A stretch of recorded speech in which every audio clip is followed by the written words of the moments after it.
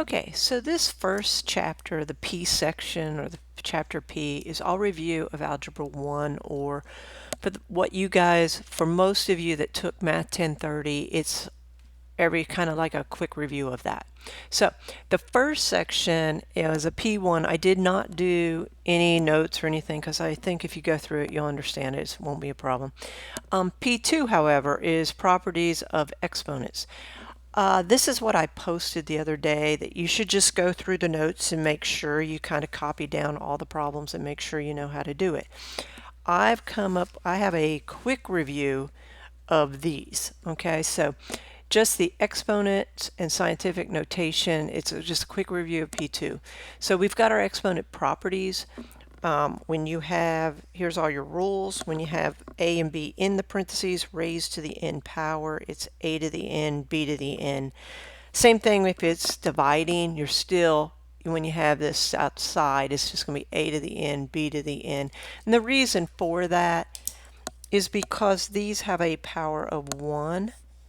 And when you are raising a power to a power, you multiply those. But because it's 1, these rules to me are the exact same.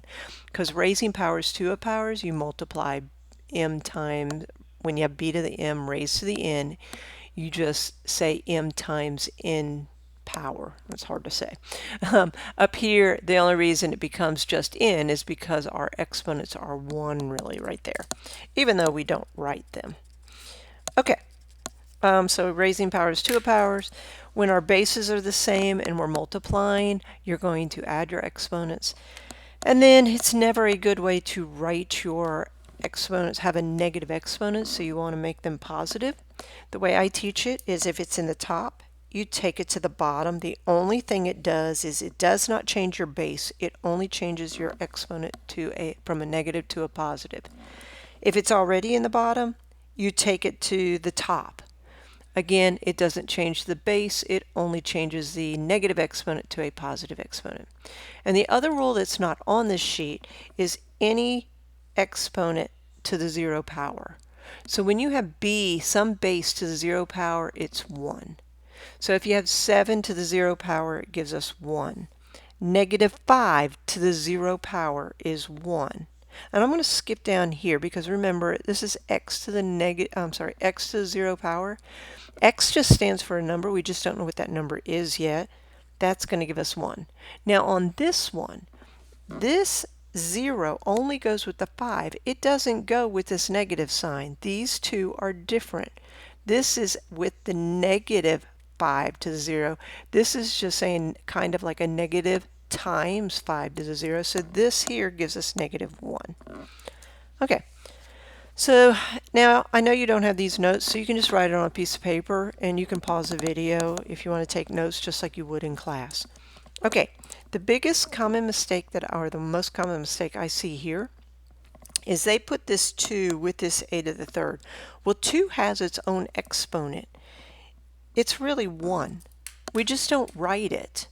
But it's going to say, so when you are raising powers to a power, we multiply our exponent.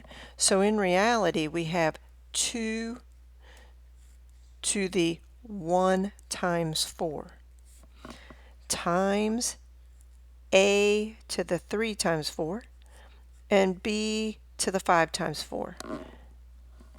Now we just simplify this. This one right here is going to really give us 2 to the 4th power. 2 to the 4th power is going to give us 16. Then we have a to the 12th, b to the 20th. So we really have 16, a to the 12th, b to the 20th. You must simplify it all the way. If you leave your answer like this in Pearson or my math lab, whatever you want to call it, I'll go back and forth, it's going to count it wrong because this part can be simplified. Okay, right here we are not raising powers to a power. This means multiplication. So when we multiply, we're going to kind of regroup these.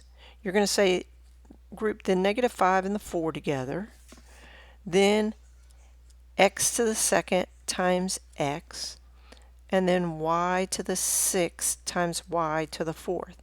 because we're multiplying. Now I just took out the parentheses and put multiplication dot between these. And you can rearrange. The community property says we can write it in any order. So this here gives us negative 20. When we are multiplying, we add our exponents. So we are really saying 2 plus x to the 2 plus 1 and y to the 6 plus 4. Now sooner or later I will quit doing this. Negative 20 x to the third, y to the 10th. I hope I don't make any careless mistakes because you're not here to correct me. Okay, right here we're dividing. So on dividing, what you're going to do, we don't have that up here. I'm sorry. When you divide, it's the opposite of multiply. So if you're going to add your exponents, now you're going to divide your we're going to subtract. So addition goes with multiplication. Subtraction goes with division. Now right here, again, I'm going to split this up. I'm going to say 80 over 16 times. Now we are dividing here, so we're going to subtract our exponents. So we're going to say 13 minus 19 and y to the third minus a negative 5. Now I don't really add the opposite when I teach, okay? You can if you want. So the way I work this is I say, okay, 80 divided by 16 gives me 5. Right here, I just say 13 minus 19 gives me negative 6. Have $13, owe somebody 19. I'm going to pay them if I have it, so I still owe them $6. And right here, I'm going to get y to the 8th. Now, I said I don't usually add the opposite or change my signs, but I always do in what I call a double negative. A double negative becomes a positive, so 3 plus 5 gives me 8. Now again, I did this without changing my signs, but you can add the opposite or change your sign. Keep it, change it, switch it. I don't really care. But during this class, this is the only time you'll see me do this. But you can do this, it's not a problem.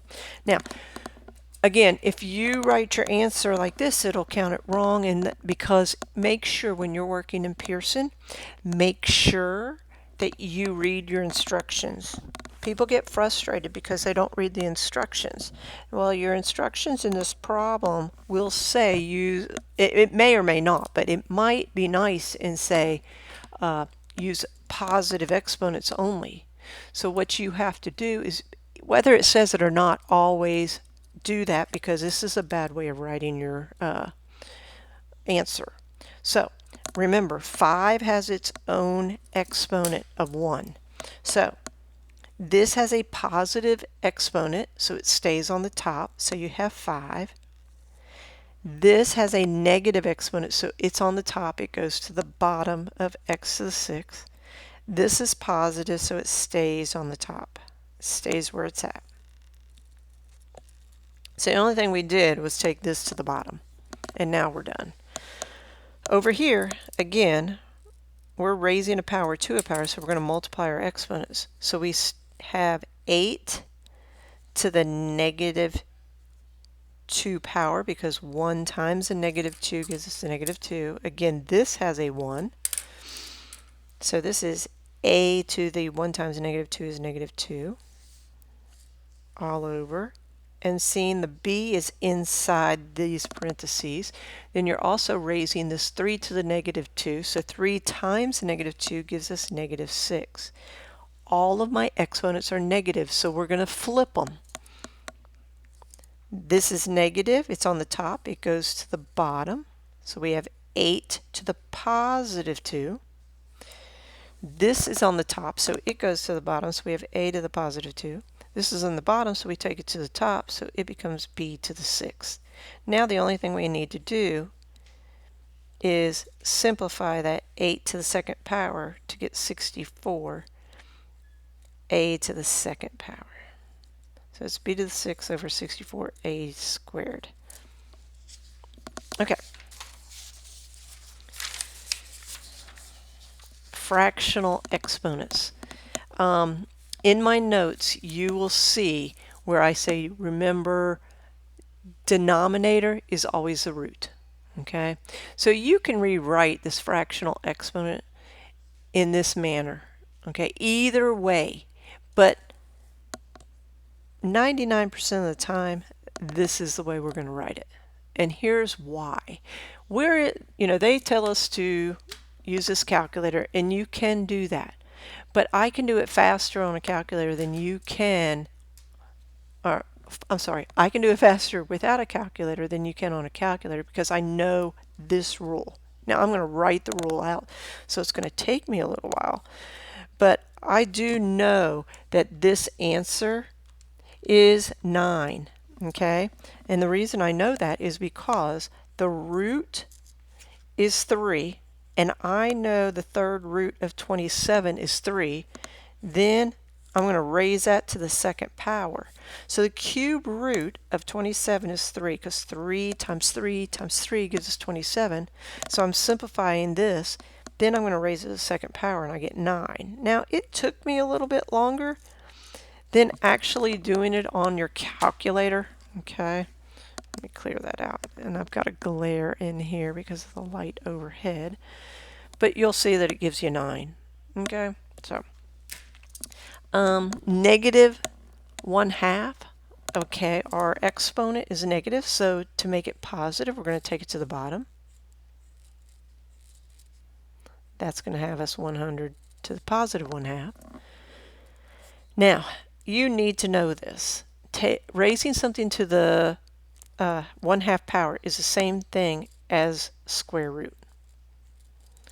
We just never write the 2 here, but you can if you follow the rule right here, okay, this rule right here, but we don't usually write the 2 in there for square root. So the square root of 100 gives us 10. Again, if you did this on your calculator, 100 raised to the negative 1/2, and you want it in a fraction form. If you hit enter, it's going to give you a decimal form, but if you hit your math button right here and just hit 1, it gives us 1/10, and that's what we ended up with. You will find that in our class we will write our answers more as fractions than we will decimals. Okay, right here again, you're going to take this to the bottom. So you're going to have 1 over 32 to the positive 4/5. Remember, the denominator is the root. So your 5 goes here, 32 goes in the inside, and then we'll raise it to the 4th power. The reason, well, let me go ahead and finish this and I'll tell you why we write it like this as opposed to this. So I know that 32, the 5th power of 32 is 2, because 2 times 2 is 4, times 2 is 8, times 2 is 16, times 2 is 32. So I know this gives me 1 over 2. Now when I raise it to the 4th power, again, I know that answer there is 2. Now 2 raised to the 4th power gives us 16. And I'm done. The reason we use this 99% of the time is because if I had written this as, whoops, that's a bad way of writing it.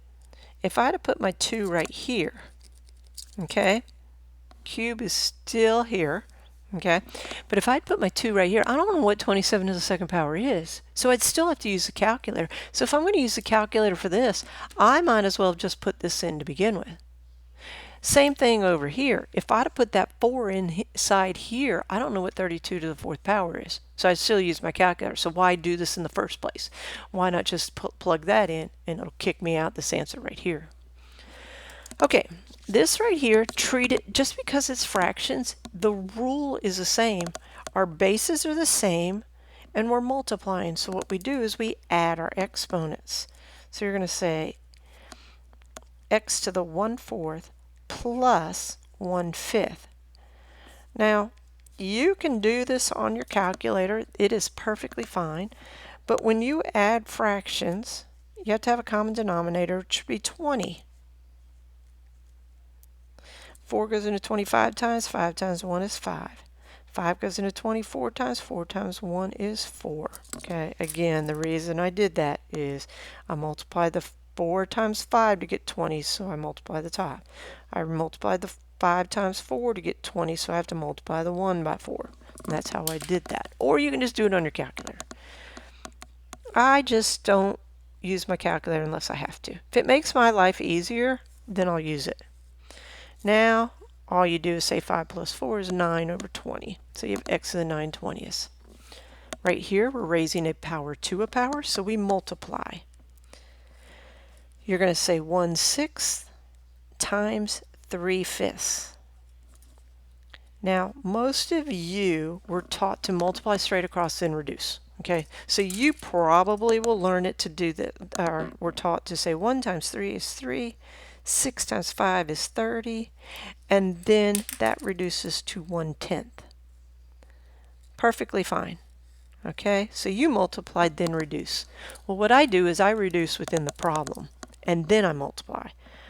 Whatever, if there's a number in the top that I can reduce with 1 in the bottom, which 3 goes into itself 1 time, into 6 2 times, now is when I multiply. And I say 1 times 1 is 1, and 2 times 5 is 10. So, no matter how you did it, I don't know really why I erased that, because it really doesn't matter. I don't care how you do it, or you can even do it on your calculator, okay? For those of you that have this type of calculator, your fraction key is under your F1, which is green. So you hit your, let me turn it on first. You hit your alpha F1, and then it brings this up. Okay, so your alpha y equals, and there is your fraction key, and then your mixed number. Okay, mixed numeral. So in this case, I hit that, I plug in 1 on the top, 6 on the bottom. I just don't like using it because it takes me forever. Times, I have to hit alpha F1, 1, and the second fraction was 3/5. And then you get 1/10. Okay, it just takes me longer, so I don't do it. All right, in the last section was scientific notation. Convert to the following to the decimal notation. Okay, so here's how I teach it. If this is a positive exponent, it's a large number or a really big number, okay? Which means in order to make this larger, I'd move my decimal to the right. And you move your decimal to the right 6 places. If this was your test, okay, this is how I teach it. Rewrite your decimal. Now let's move that decimal 6 places. Not 6 zeros. 6, the decimal's moving. 1, 2, 3, 4, 5, and 6. And then you put zeros in these loop-de-loops. But if this is a test, I don't want to see this. I want you to rewrite 423 with 4 zeros. 1, 2, 3, 4. And then I want you to put your comma or your commas in there. It's every, you start from the right, move left, every third one. So that's your answer, 4,230,000. If this is a negative, it's a very small number. Okay, so to make this 9.12, I'm going to move this over because we got to move that decimal 9 places. Okay, 9.12. To make that smaller than that, you move it to the left 9 places. 1, 2, 3, 4, 5, 6, 7, 8, and 9. And I still didn't leave enough spaces there. I think I'm going to add 8 zeros. 1, 2, 3, 4, 5, 6, 7, 8. And then we're going to rewrite this 0. Now I'm not a big stickler for that 0 in front. Okay, I don't really care. Okay, you can just have 8 zeros. 1, 2, 3, 4, 5, 6, 7, 8. Then 9, 1, 2. Now again, if you can have it or you don't, I don't care. Just make sure that there's 8 zeros between the decimal point and the 9. 1, 2, 3, 4, 5, 6, 7, 8. Yeah. Okay. Now, when you're converting a really big or a really small number to scientific notation, it's really easy. I mean, your calculator will do it for you, but it'll take longer for you to set your calculator and then change it back than it does if you'll just do it this way. Okay, so first off, I circle the number without all the zeros, okay? And I rewrite it. So 4825 here. And here, because that's negative, it's going to be a -2, okay? Now, here's what you have to do. It's the number with scientific notation has to be between 1 and less than or equal to 10. It can't, I'm sorry, less than 10. It's got to be 1 through 9, okay? So what I'm going to do, it's going to be, or better description, a single digit, okay? So you're going to put your decimal after the first digit, okay? Right here, your decimal goes here. All right, now that you've done that, it's always times 10, always. Now in this case, we don't really need that, but I'll leave it there, okay? Now, if it's a really big number, the exponent is going to be positive. If it's a really small number, the exponent is going to be negative. Seeing this is a really big number, this is a number we'd love to have in our checking account. All we're going to do is the decimal started here and we moved it here. Now count how many places that was. 1, 2, 3, 4, 5, 6, 7, 8, 9, 10, 11, 12, 13. So that number is going to be a positive 13. Yes, it's easier if you just count by threes. 3, 6, 9, 12, 13. Okay, right here. It was started here. We moved it here. 1, 2, 3, 4, 5, 6, 7, 8, and 9. So it is going to be to -9 power, 9th power. Okay. That finished up that P2 section. The P3 section on radicals and rational exponents, we're going to see this again later on, so you can just read through the notes, but I'm going to hit just a couple of these. I'm not going to do this whole thing again. Right here, square root means what number times itself gives us 81, and it's going to be 9. Only a positive 9. The square root symbol is already there. We did not put it in there, so we're only dealing with the positives. Like right here, this here would be, you're going to simplify what's underneath this, which is going to give us 100. And the square root of 100 gives us 10. Now this is different than if I had this problem right here.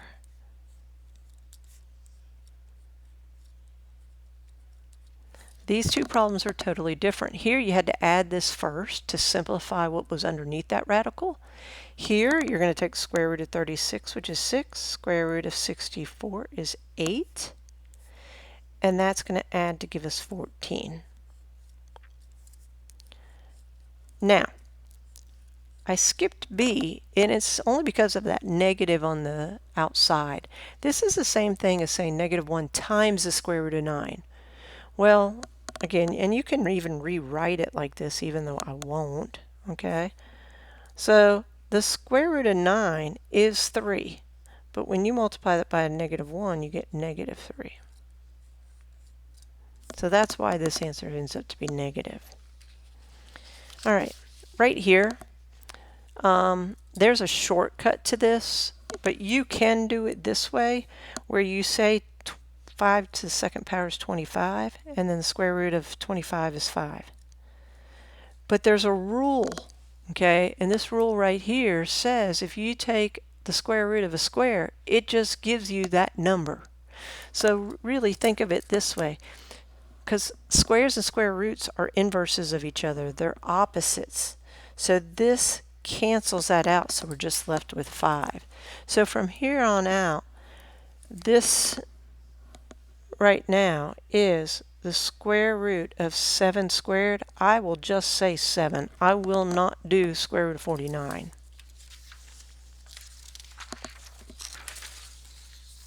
Now, when you get to problems like this, and we're going to do this more and more throughout the semester, so I'm not going to really do every single one of these. Right here, you want to pick the largest perfect square that goes into 75, which would be 25. So 25 times 3, I can rewrite that. So you can separate this like this if you want. But here's what I do, is I just take the square root of 25 and I bring that out. We know that the square root of 25 is 5. So I have 5 on the outside and I still have the square root of 3 on the inside.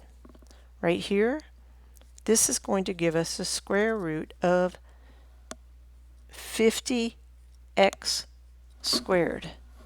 So again, I can split 50 up as 25 times 2 times x squared. Well, this gives me the square root of 25 is 5. And this has a perfect square. Okay, x times x gives us x squared. You just divide that by 2, whatever it is. If this was x to the 6th, you'd pull out an x to the 3rd. If this was x to the 20th, you'd pull out x to the 10th. So now you have 5x on the outside, square root of 2 on the inside. Down here, I can take, because this is a perfect square and so is this, all I'm going to do is say the square root of 25 is 5, square root of 16 is 4. Now on the notes that you were to have copied already, that I've already done with this, you would have seen me put more, more steps in it. But because I'm talking, I don't have to. Right here, these are not perfect squares. So I'm going to take them and divide them. 150 divided by 2 gives me 75. X to the 3rd divided by x gives me x squared. Now, this is 25 times 3 times x squared. Square root of 25 is 5. The square root of x squared is x. So I have 5x on the outside, square root of 3 on the inside. Now, these right here, you think of them as combining like terms. The square root has to be the same in order to work with them. This one's pretty easy, so I'm going to start here. Not that this one's hard. They have the same radical, so you keep that radical. You just work with the numbers in front. So this is going to give us a negative 19. Now, times the square root is 17x. The reason is there's really a 1 here. We just don't write it. Just beware of that. Over here, I've got to get all these square roots the same in order to add them or subtract them. So I'm going to simplify them. This I can rewrite as 4 times 2 minus 3. The perfect square of 100 is the largest thing that goes into 200. And then this can't be simplified, so it stays. So here, I'm going to take the square root of 4, which is 2. But 25 is already there, so 25 times 2 is 50 times the square root of 2. Right here, square root of 100 is 10. So, but there's a 3 already there, so 3 times 10 is 30 square root of 2 plus 7 times square root of 2. Okay, now I just work, all of them are the same radical of square root of 2, so I just say 50 minus 30 is 20, plus 7 gives me 27 times the square root of 2. Okay, right here, we need to rationalize the denominator. Okay, bad way of writing our answer. We want to get rid of a square root in the denominator. The only way to do that is to multiply by the same denominator. So if I'm going to multiply the square root of 3 by the bottom, I have to do the top the same way. On the bottom, square root of 3 times the square root of 3 will give us the square root of 9, which is just 3. Now, I don't usually do this part right here. And then on the top, I have 5 times the square root of 3. It's okay to have a radical in the top, just not the bottom. Now, right here, this is when it gets harder. You want to multiply, I don't care if there's 1 or 2, but if there's a plus or a minus sign, you multiply by its conjugate. Its conjugate is the opposite of this, so it'd be 4 minus the square root of 5. If you had the square root of 3 minus the square root of 5, over here it'd be square root of 3 plus. It just is the exact same thing, just change the signs right there. Whatever you do the bottom, you do the top. Okay, so on the top, you're going to have 8 times 4 times the square root of 5. And I'm not going to multiply that yet. I'm not going to distribute. On the bottom, you have this times this. Now, conjugates, the middle term cancels out. You can use FOIL if you want, but I know my rules with conjugates. You square your first terms and get 16. You square your last terms and get 5. And positive times a negative is negative, so it's a negative 5. But if you want to use FOIL, you get 16 minus 4 times the square root of 5. Then you're going to say plus 4 times the square root of 5. Square root of 5 times a negative square root of 5 gives you a negative square root of 25. Those cancel out, so you get 16 minus 5. So now on the bottom, we have 11. Now, you can just leave your answer like this, okay? If you want to go ahead and distribute that 8, it's perfectly fine. The reason I leave it is if this had been a 12, we could have reduced the 8 and the 12. But it wasn't. So there's nothing we can do, so that is your answer. Okay. Now again, you could put 32 minus 8 times the square root of 5 over 11, and that would be perfectly fine. Okay. I'm going to stop here because this is kind of, well, actually, let me do one more. And I think this was a typo, and you'll see in the notes I put a 3 here. Okay. Just like you do this with the same thing as you did squares, except for now you want to pick a perfect cube. The biggest perfect cube that goes into 40 is 8. You have 8 times 5. So this is the same thing as saying the cube root of 8 times the cube root of 5. Now I don't usually do all this, okay? This, the cube root of 8 is 2, and then you still have the cube root of 5. Don't forget about your little 3, because it'll be wrong.